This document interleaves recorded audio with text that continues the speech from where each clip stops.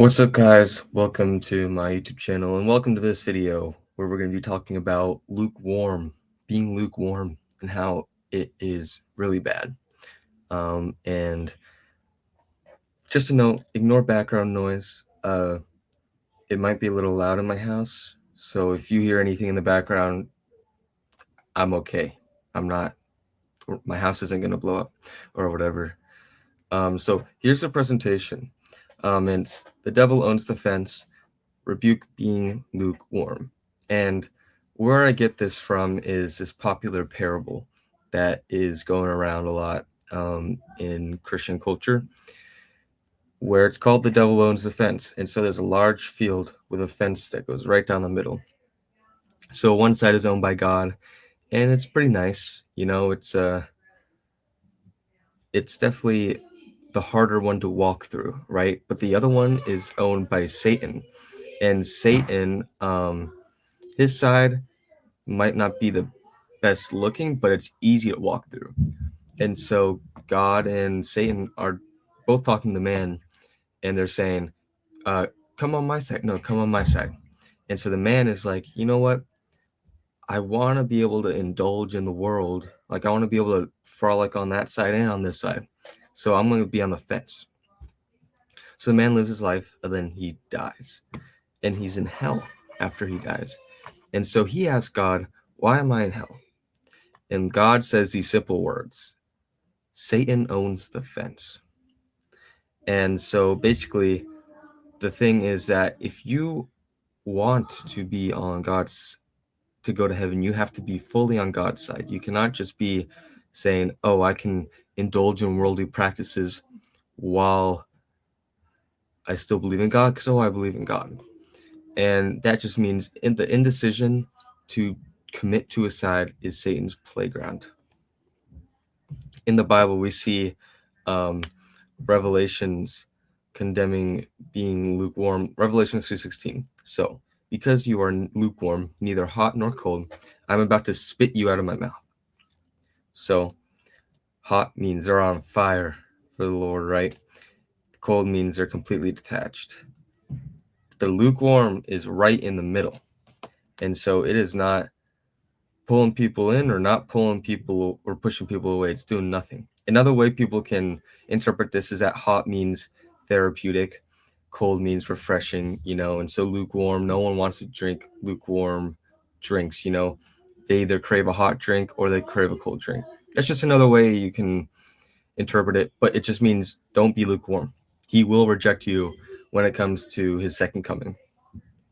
And so it also means, like, well, if your faith is comfortable, and you don't have daily struggle to stay true to that faith, then there's something a little bit wrong.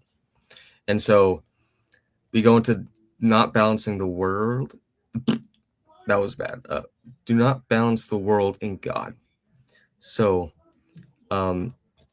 this isn't saying like balancing going to church and then balancing, work. No, this is like balancing, as you can see this top image right here, pain and pleasure. Pain or discipline is a better word in this case, over your pleasure. So these worldly things should be completely out of focus and priority. And the worldly things are basically talking about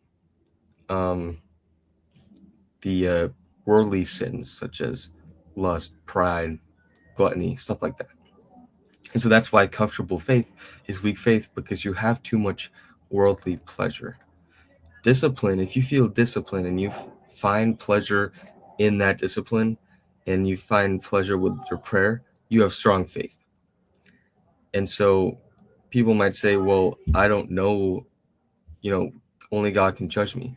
Well, if you're partaking in those worldly things, worldly sins willingly, it will still damage your relationship. And there is a belief that makes lukewarm Christians very common. It's more of a newfound dogma, and you could see, obviously, faith alone, aka once saved, always saved, kind of like these two kind of intertwine. But people that teach this don't have the right interpretation of faith, or they don't teach it to where people have the right interpretation of faith. They think that faith just means, I'm sorry, I'm looking over here. Don't know why. That's where the presentation is. They think that faith just means saying, I believe, and they could say it once, boom, gone. And this is also for, you know, once saved, always saved. Don't save once. Oh, okay. So then I can just go live my life however I want. You know, you go to like, there's like I don't know, like some Baptist camp or something. And they're like, if you want to be saved, come get baptized really quick. Or, do, yeah. And then you get baptized and they're like, once saved, always saved. You'll be saved forever. And in their mind, they're going to be thinking, oh, geez, I guess I can go sleep around. I guess I can go do all this bad stuff. And since I've been saved already, I can't lose that salvation. And it kind of comes up as more of a loophole than a dogma. So stay away from this trap. If you believe in this, I don't think faith alone itself can lead to this. I think it's like if someone interprets faith alone wrong. So stay away, and definitely stay away from once saved, always saved. I don't know who came up with that. That's no bueno.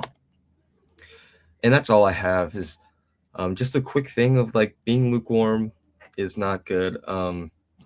God does not want you to be lukewarm. He wants you to either to make that decision. Don't sit on the fence. Make the decision. You're either gonna distance yourself from God completely, or you're gonna be so on fire for God that you die for Him. So that's all. Thank you guys for watching. Subscribe if you want. Also check out the Instagram. It's the same as my display name right here. So yeah, God bless.